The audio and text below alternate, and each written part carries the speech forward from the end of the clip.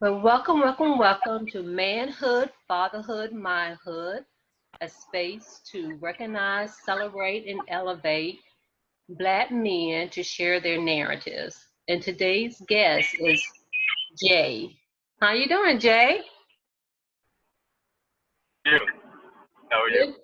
I'm doing wonderful, doing wonderful. And again, I really do Outstanding. appreciate you being my guest. And actually, you're my first guest. I really appreciate that as well. You was one of the first ones Oh, when I well, put that's out good. this initiative to say, hey, I mean, you just jumped on it. So I really appreciate that. That means a lot. It Not says a a lot problem. about you as well. Right, Yeah, right. one of the things I want to do is just pretty much allow Black men, to really celebrate themselves and to tell their own stories. So let's just Right. start from the beginning. What was growing up like for you? Well, I was raised by my mother in a big single family household. My father kind of disappeared. Popped in maybe once or twice before I graduated from high school. And after I had joined the military and had gotten out during my first enlistment, he popped up again.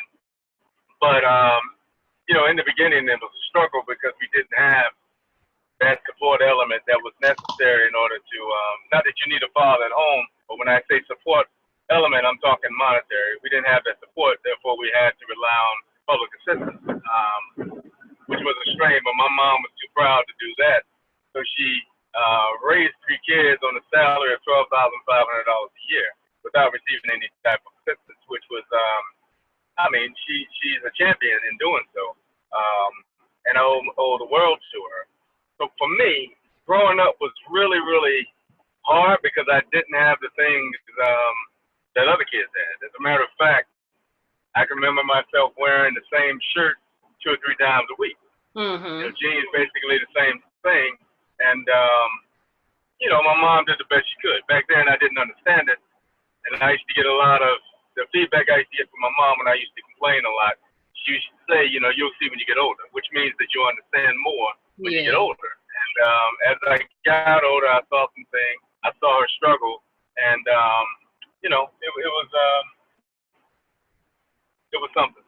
You know, Mm-hmm. I don't regret going through anything because I think by having such a hard time, it basically made me a little bit stronger as Yeah. far as the society we live in, also, and made me want to do more for my kids, also. Be that provider that my father was. You know what I mean? Yeah, exactly. Yeah. Exactly.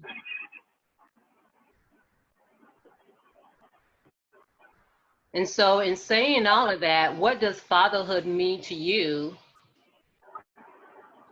It's very important to me because you need that.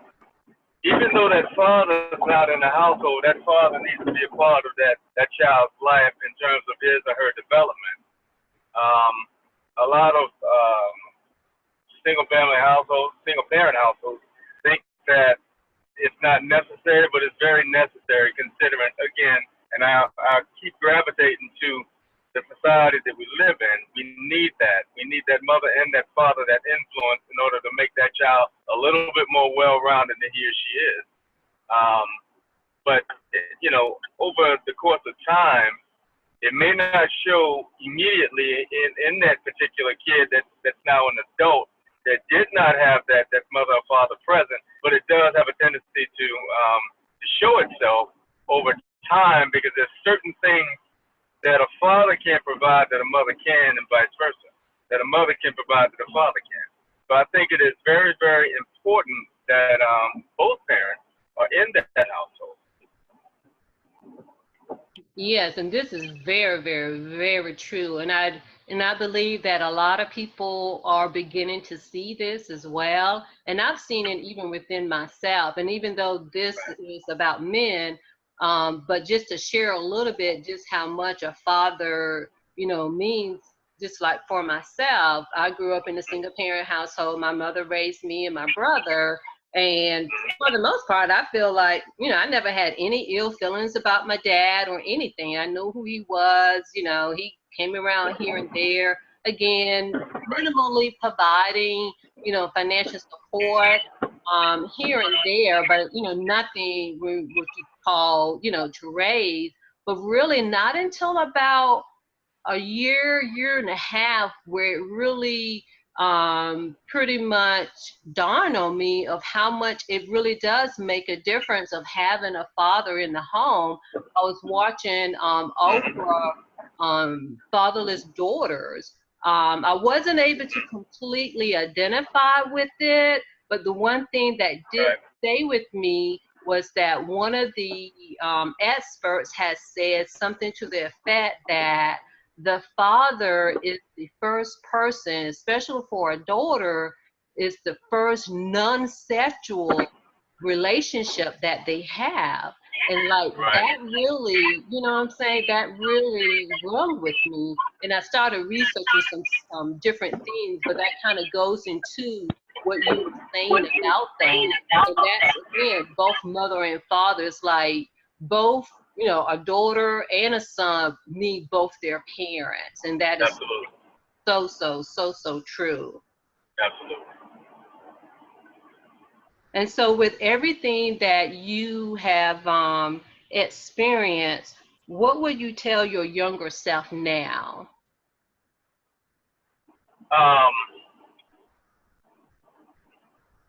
Slow down. Slow down. Focus on yourself and stay the course. And I say that because I was a part of the cycle that my mother was a part of. Mm-hmm. Having kids at a young age. It happened to my sister. It happened to my brother. And it also happened to me. I had my first kid at 18, my second at 20. Mm-hmm. So I immediately had to be a provider.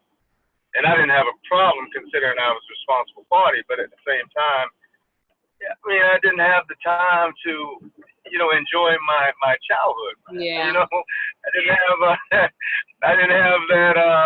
didn't have that freedom that other folks had. And I would tell my younger self that, as far as the sex part, sometimes you got to make sure you cover yourself. You know what I mean by that. But you got to make sure you cover yourself whenever you engage, if you're going to engage at all. Yeah. And that's where, my mom did the best she could in terms of trying to prepare us for those things. But again, had my dad been there to say, hey, boy, maybe you ought to think twice about going down that road, if you're going to go down that road. Yeah. Or even having a relationship that I could actually, have somebody in my life to expound on certain issues as it related to sex and stuff like that. Yeah. Because I don't regret anything because everything is purpose. Oh yeah. And whatever happened was supposed to happen, right? Exactly. Whatever happened was supposed to happen. But I just wish that I had slowed down a little bit. And as far as my younger self also, it's like the women. You meet women all the time. The thing about it, don't try and meet too many at one time. Yeah. It's just one. You find one you like, be satisfied with that one, and find a way to grow with that one instead of trying to touch everyone that you come across. Yeah. Now some of that is culture too. Oh yeah. I just listened to Devon and Devon and Dandre on Truth Talk, and that was a very positive talk, and they talked about that kind of stuff. And even Tyrese talked about it even more so. And that's something good for men to look at. Yeah, and also kind of going back to what you were saying too about, growing up and slowing down. The other thing too, just with all of us, which we don't even realize too, is that the brain is continuing to develop, or a child is continuing to develop even up to the age of 25. And I would say even as humans, what I was telling one of my friends is that one thing that no one never told us, just even as adults, we're forever evolving, and it shows up in relationships, especially intimate relationships, so we're forever evolving.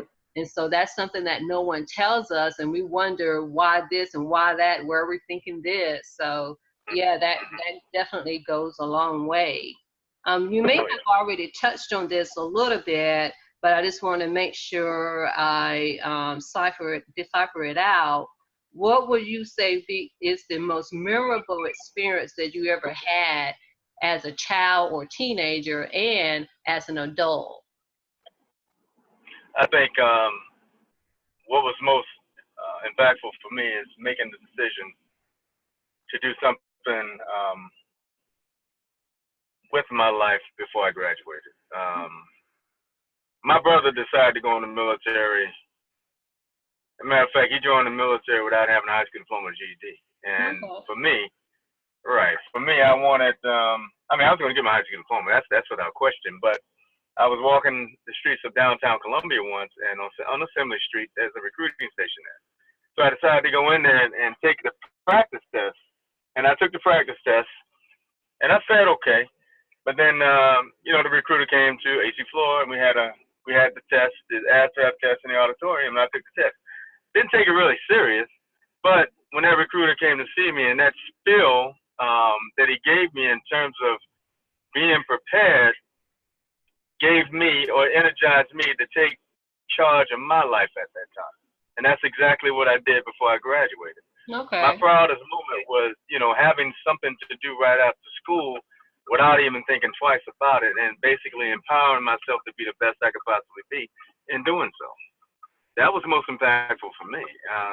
And I think it had a lot to do with sculpting me also in terms of the person that I am right now. I still have my flaws, but at the same time, I'm grounded when it comes to morals and my values. Mm-hmm. You know what I mean? Oh, yeah. Yeah. Oh, yeah. Oh, yeah. And we all have little things that we're working on, and, sometimes we don't know where they're coming from and all that stuff. But as long as we're evolving and becoming better versions of ourselves. Right. And so with everything that you've experienced as well, what was the most valuable experience or introspection that you've had in relationships? I think loss. I touched on the fact that we have a tendency to touch all instead of that one, and basically evolving or developing with that one person.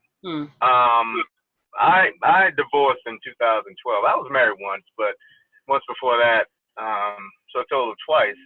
But I was married the first time. It wasn't that serious because I did it thinking I was doing it for the right reasons. But the second time I got married, I married a good woman, okay?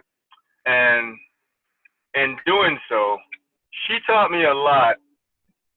She taught me a lot that I was refusing to accept, especially when it came to preparing myself for the future and developing as a person, a better person. Mm-hmm. And see, I didn't feel the impact of that until it was all over. I didn't. Yeah.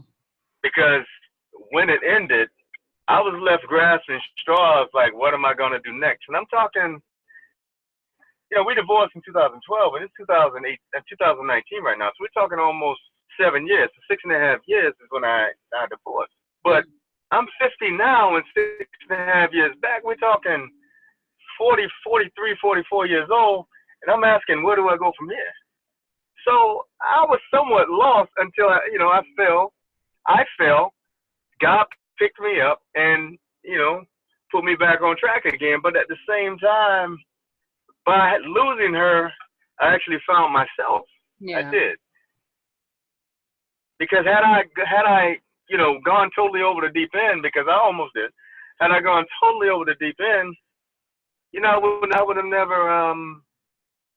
have never regrouped.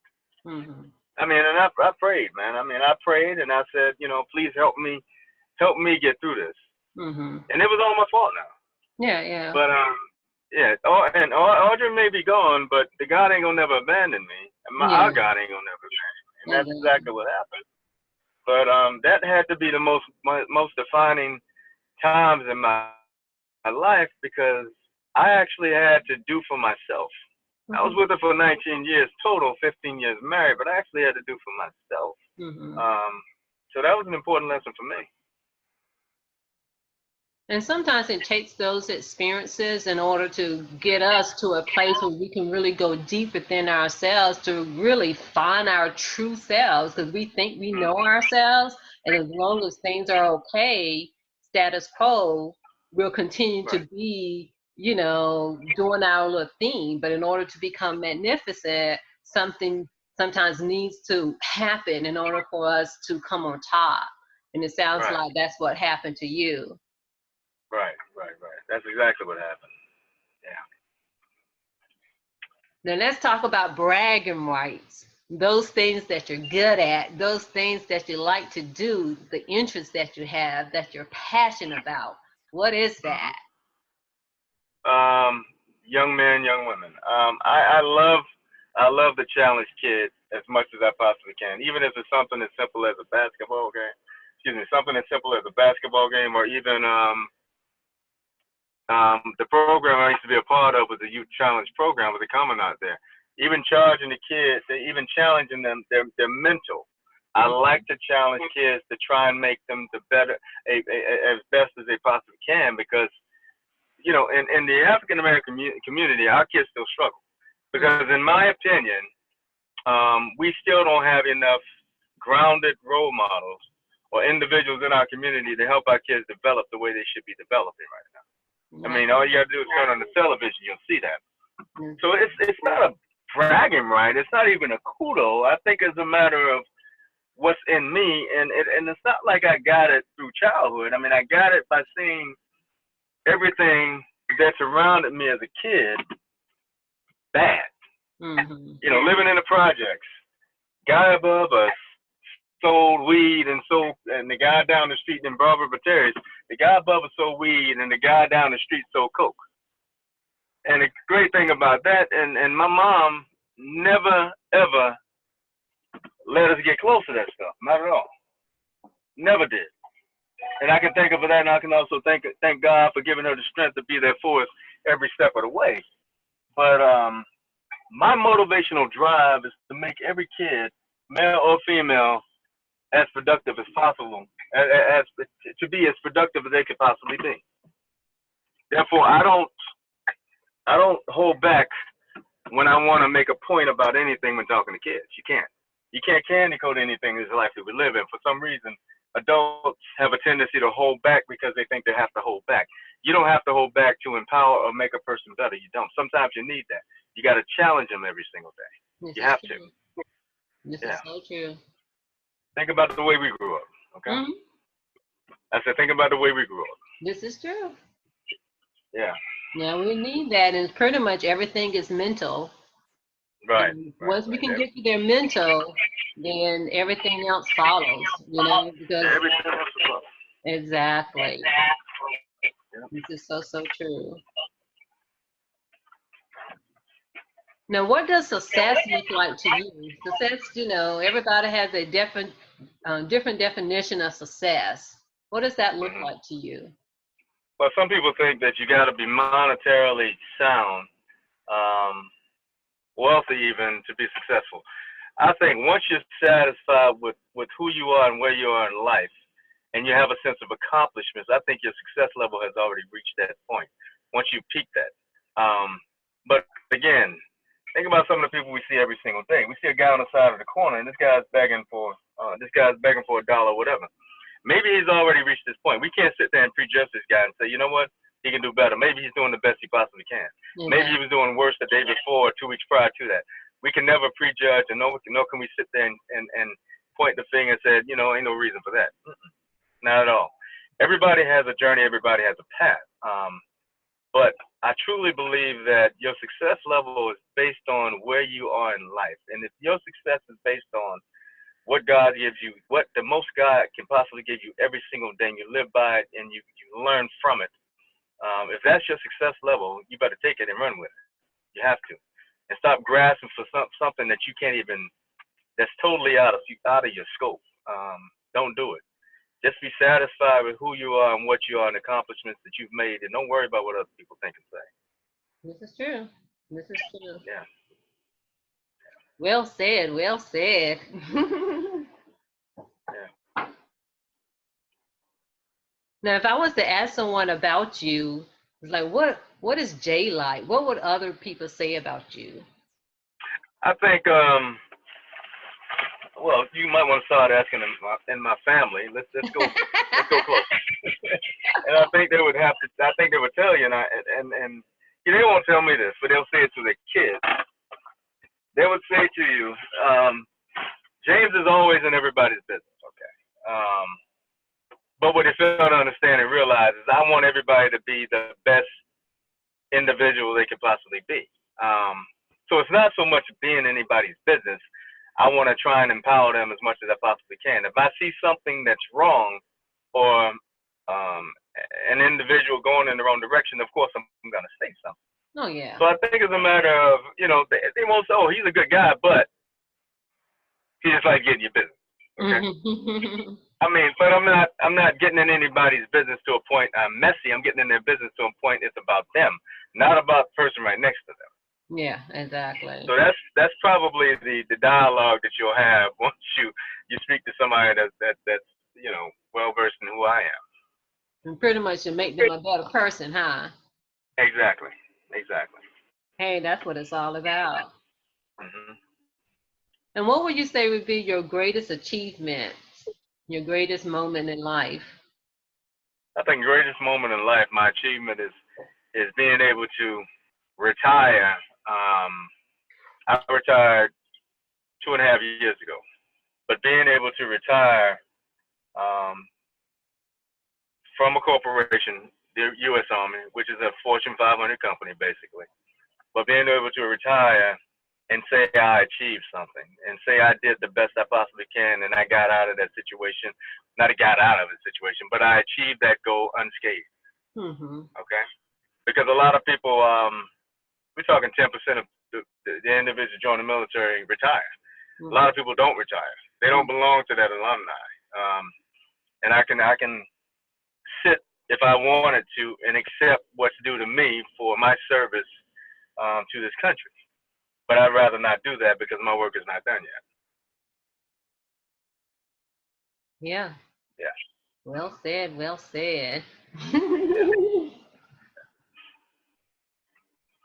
Now, when it comes to Black men, some Black men are able to, acknowledge that they have something going on, especially like when they're in a dark place. Sometimes they know they're in a dark place, and sometimes they don't know when they're in a dark place. But one thing that I do know for sure on a professional level, because just by trade, I'm a therapist. I've been working in mental health for several years as well.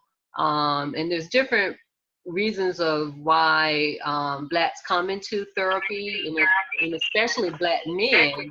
But one thing that I noticed, there aren't that many Black men. So in saying that, just in general, when Black men are in a dark place, what will you say to them to encourage them? I would have to say it's okay.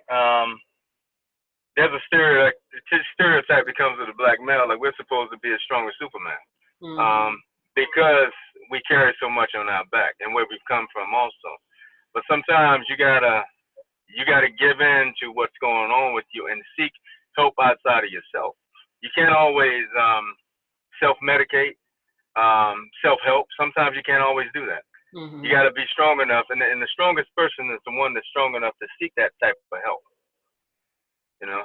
But we see it so very often in our community, in our society, because society itself has placed that label on us that you can't falter, regardless of what's going on. Mm. You gotta be that stable, body in that family. When if you got somebody there that you trust, let that person be the one to help you.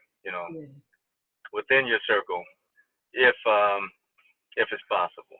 But if you need to seek that outside help, you gotta seek that outside help. Yeah. Exactly, and it's not a sign of weakness at all. Like you said, it's not. It's not.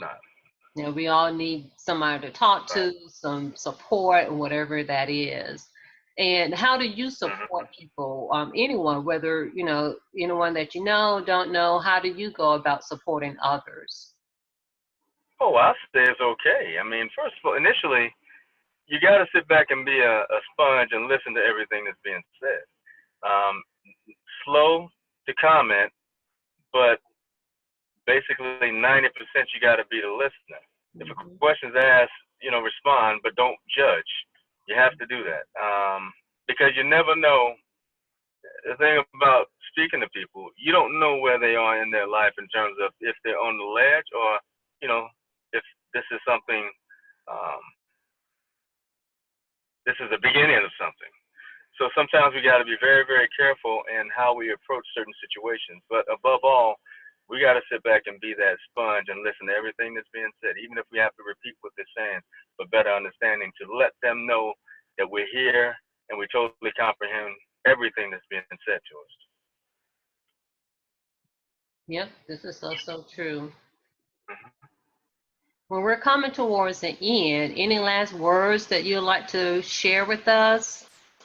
I think that your initiative is a great initiative. Um, a lot of people think, and I had a conversation with somebody at work, and I was talking about you. Mm-hmm. But a lot of people think that black man should be anything that's black man should be run by black men, Mm-hmm. black men. Mm-hmm. When you, as a black woman, know the black man better than he knows himself. Because this guy that calls himself a black man, you're watching him every single day. It's no different than a kid watching his father, but you're watching that black man every single day. You know the idiosyncrasies, you know the troubles that we have, you know the history, you know the stereotypes, everything about the black man. Not necessarily that you studied, but it came by virtue of who you are, Mm-hmm. a black woman. Okay. Yeah. So, in saying that, don't stop. Well, thank you. And I will talk to a friend. I will talk to some friends and you know hook them up with you, because I think that you need more voices. Yeah, you need more voices involved. Oh yeah, most definitely. It's involving, and the main thing is I want for black men to tell their own narratives. Because Mm-hmm. again, kind of tired of the media portraying black men, I mean, blacks a certain way, but especially black men. And so the only way to do Mm-hmm. it is for black men to tell their own narratives. And then along with Right. that, whatever supporters or guidance that's needed to be able to share that with you guys as well. You know, Right. Right. um, Right. because the way I look at it, it doesn't matter who coordinated, but it's who the players are. You know, Exactly. Exactly. so are the black men going to be on my team? That's the main thing that I need. So Right. before we leave, Mm-hmm. one word for manhood. Stay the course. Oh, I'm sorry. Course. Okay. Mm-hmm. Fatherhood Um, strength. in my hood. I'm sorry. I said in my hood. In my hood, community. Okay. Mm-hmm. Well, again, much gratitude for sharing this space with me. Not a problem. Not a problem at all. I appreciate you. Thank you, thank you, thank you.